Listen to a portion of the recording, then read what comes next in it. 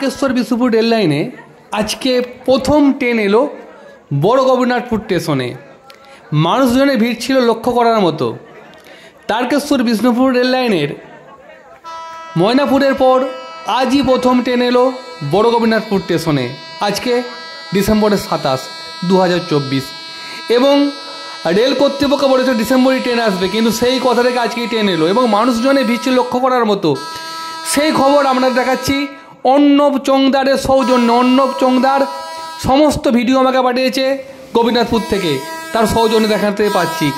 আর এই বড় গোপীনাথপুর স্টেশনে প্রথম ভিডিও আমরা করেছিলাম, সেই ভিডিও একটু দেখানোর চেষ্টা করবো আপনাদের। তারপর আবার আসছি রেলের মূল ভিডিওতে, মানে আজকের ভিডিওতে। দেখতে পাচ্ছেন বড় গোপীনাথপুর স্টেশনে ট্রেন পৌঁছেতে চারদিকে মানুষের ভিড় লক্ষ্য করার মতো প্রচুর মানুষজন জড়ো হয়েছিল। শুধুমাত্র গোপীনাথপুর বা বড় গোপীনাথপুর মানুষজন নয়, জয়রামবাটি, কামারপুকুর, বদনগঞ্জ বিস্তীর্ণ অঞ্চলের মানুষ জড়ো হয়েছিল শুধুমাত্র ট্রেন দেখার জন্য এবং মানুষজন আনন্দে উদ্বেলিত হয়েছিল, কারণ আজকে এক ঐতিহাসিক দিনের শুরু হলো এবং আশা রাখি এরপর ধাপে ধাপে জয়রামবাটি, কামারপুকুর, গোঘাট হয়ে ট্রেন যাবে হাওড়া, অর্থাৎ তারকেশ্বর বিষ্ণুপুর রেল লাইন চালু হয়ে যাবে এবং রেলের মানচিত্রে এক যুগান্তকারী পদক্ষেপ বা যুগান্তকারী ঘটনা ঘটবে। সে আশায় আপনাদের সাথে আমরাও অধীর আগ্রহে অপেক্ষা করছি যে কবে দেখতে পাবো তারকেশ্বর বিষ্ণুপুর রেল লাইনে নতুন উদ্যমে নতুন করে ট্রেন চলছে। সেই খবর নিশ্চয়ই আপনারা দেখানোর চেষ্টা করব এবং অবশ্যই স্টেশন থেকে যে ভিডিও দেখাবো তার আগে দেখুন আগের ভিডিও, যে ভিডিও করেছিলাম 2022 সালে, সেই ভিডিও দেখুন। কিন্তু হেঁটেই যাবো স্টেশনের লোকেশন দেখাতে এবং দেখানোর চেষ্টা করবো শুধুমাত্র আপনাদের জন্য। কিন্তু আজ খুব সকালে আমরা বেরিয়েছি ভিডিও করতে, সঙ্গে থাকুন এবং ভিডিও দেখতে থাকুন।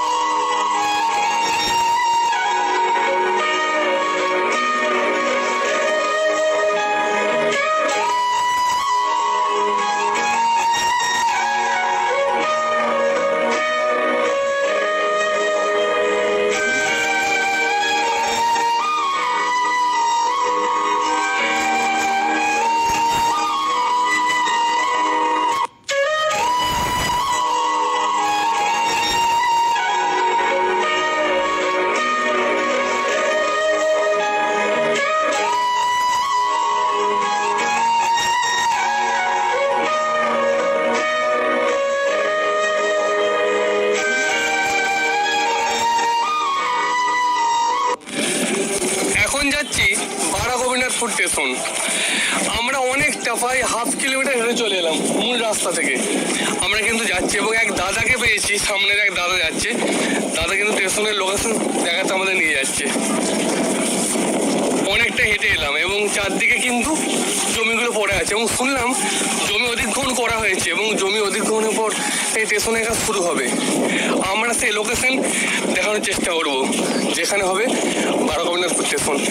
চারদিকে কিছু চাষ হয়েছে, সমস্ত শশার চাষ হয়েছে, না শশা বাড়ি, সেটা শশার চাষ হয়েছে এবং অনেক জমি খালি পড়ে আছে, অর্থাৎ কৃষকরা জমি দেওয়ার পর যতদিন পড়ে আছে চাষ করার চেষ্টা করেছে।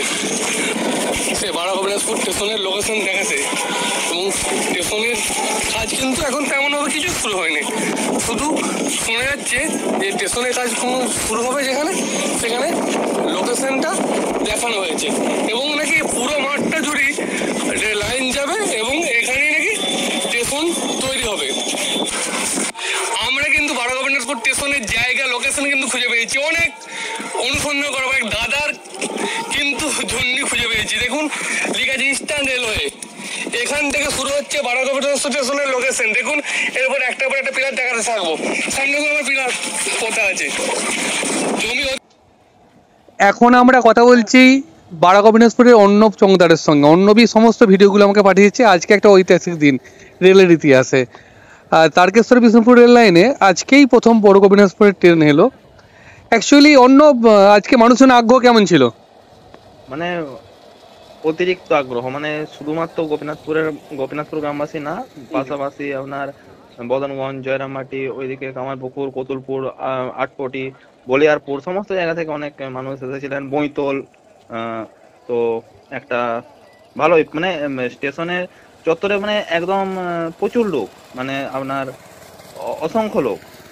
রেলের পক্ষ থেকে কেমন সাজানো হয়েছিল স্টেশনকে আজকে? স্টেশনকে ভালোভাবে সাজানো হয়েছিল, ফুল টুল দিয়েছিল, দেন ওখানেতে অনেক সুন্দরভাবে ডেকোরেশন করেছিল। তারপরে আমাদের যিনি এখানকার মানে পূর্ব রেলওয়ে যিনি আধিকারিক, উনি এসে আমাদের যে টিকিট কাউন্টার ওটা উদ্বোধন করলেন। তারপরে সবাইকে ভিতরে এন্ট্রি দিচ্ছিল। তো সুন্দরভাবে সাজানো হয়েছিল, ডেকোরেশন করেছিল ভালোভাবে। ট্রেন আসার সময়টা কখন কখন ট্রেনটা এলো? প্রতীক্ষিত ট্রেন কটার সময় এলো? 2:15 দিক করে। আর যখন ট্রেন এলো স্টেশনে তখন তারপরে মানুষজন কি করলো? ট্রেন আসার পর তো ওটা ট্রেনটাকে পুজো করা হলো। তারপরে ওখানেতে পুজো কারা করলো? গ্রামবাসীরা? হ্যাঁ, গ্রামবাসীরা। ব্রাহ্মণ ছিল নাকি? না, ব্রাহ্মণ ছিল না, গ্রামবাসীরাই করেছে। মালা দিয়েছে নাকি? হ্যাঁ, মালা দিয়েছে, তারপর সিঁদুর দিয়েছে, নারকেলের জল এসব দিয়েই। আর তারপর কি ট্রেনে উঠলো সবাই? না, ট্রেনে উঠতে দেয়নি, কাউকে এলাও করেনি ট্রেনে উঠতে। হ্যাঁ, শুধুমাত্র ওই অফিসাররাই ছিলেন, ওনাদের যারা অফিসার। আর একদম প্রচুর বড় ট্রেন ছিল, আপনার first AC, second AC, third AC সমস্ত ছিল। যেমনি নর্মাল বগিও ছিল, বাট কাউকে এলাও করেনি উঠতে। আর বলছি ট্রেন আসার পর যে মানুষজনের আগ্রহ তো ছিল প্রচুরই, দেখলাম প্রচুর মানুষজন ছিল। তারপর কি কাল থেকে কি নিয়মিত ট্রেন চলবে কি মনে না, হচ্ছে? এখন মনে হয় স্পিড ডায়াল টেস্ট হয়নি। স্পিড ডায়াল টেস্ট হয়ে গেলে আশা করি জানুয়ারির ফার্স্ট উইক থেকে বা সেকেন্ড উইক থেকে চলার সম্ভাবনা আছে। হ্যাঁ, রেলের মানচিত্রে পরপর ধাপে ধাপে এগোচ্ছে। এরপর জয়রামবাটি, কামারপুকুর, গোহাট কি ট্রেন চলবে কি তোমার কি মনে হয়? হ্যাঁ, মনে তো হচ্ছে যে মার্চ বা এপ্রিলের দিক করে পুরোটাই যোগ হয়ে যাবে আপনার ওই আরামবাগ থেকে এইদিকে। আর এইদিক হয়ে গেলে তো একটা ঐতিহাসিক যাত্রাপথ, তারকেশ্বর বিষ্ণুপুর রেল লাইন হয়ে গেলে তার সংযোগটা অন্যরকম হয়ে যাবে। হ্যাঁ, এটা তো মেল লাইন মনে হচ্ছে। আর ওই দিকটা তো বাঁকুড়া থেকে যখন হাওড়া যেতে 6-7 ঘন্টা টাইম লেগে যায়, খড়গপুর দিকে, মেদিনীপুর দিকে যেতে। আর মশাগ্রাম দিকে যেতেও 4 ঘন্টার মতো লাগে। আর এটা হয়ে গেলে তো বলছিল 3 ঘন্টা 2.5 ঘন্টায় পৌঁছানো যাবে। এক্সপ্রেস ট্রেনও চলতে পারে। হ্যাঁ, এক্সপ্রেস ট্রেনও চলতে পারে। আর বড় গোপীনাথপুর স্টেশনের মানে যে এরিয়াটা নিয়ে আছে, কত কিলোমিটার নিয়ে হয়েছে স্টেশনটা টোটাল? স্টেশনের মানে প্রচুর বড়, মানে হাওড়া স্টেশন, মানে হাওড়া বা আপনার যেরকম খড়গপুর, বর্ধমান এরকম টাইপেরই, বা অতটা বড় না হলেও, বাট আমাদের এই ধারাবাসার আরামবাগ বলুন, যাই বলুন, আরামবাগের থেকে অনেকটাই বড়। দূরত্ব কতটা হবে? 1 কিলোমিটার হবে? 1 কিলোমিটারেরও বেশি হবে, 1.5 কিলোমিটারের মতো হবে। দূরত্ব হবে? কিলোমিটার তো হবে, হ্যাঁ, প্ল্যাটফর্মটা। আর সমস্ত ভিডিও ও ছবি আমাকে অন্য পাঠিয়েছে, এর জন্য অন্যকে অসংখ্য ধন্যবাদ। সঙ্গে থেকো। যেদিন ট্রেন প্রথম আবার নতুন করে শুরু হবে মানে যাত্রী নিয়ে, একটু সময়টা আবার টাইমটা একটু বলে দিও। হ্যাঁ হ্যাঁ হ্যাঁ, ঠিক আছে। Thank you. হ্যাঁ, নামটা বলে দাও তোমার। হ্যাঁ, অর্ণব চংদার, বাড়ি গোপীনাথপুর। হ্যাঁ, গোপীনাথপুর। Thank you.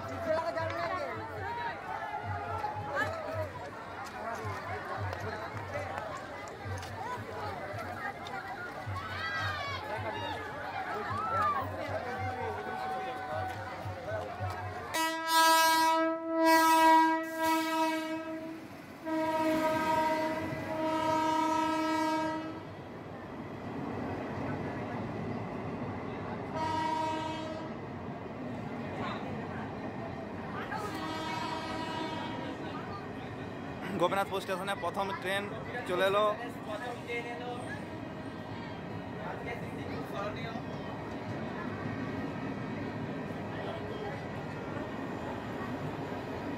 বাবারে, সব আছে রে, এসি, প্যান্টি,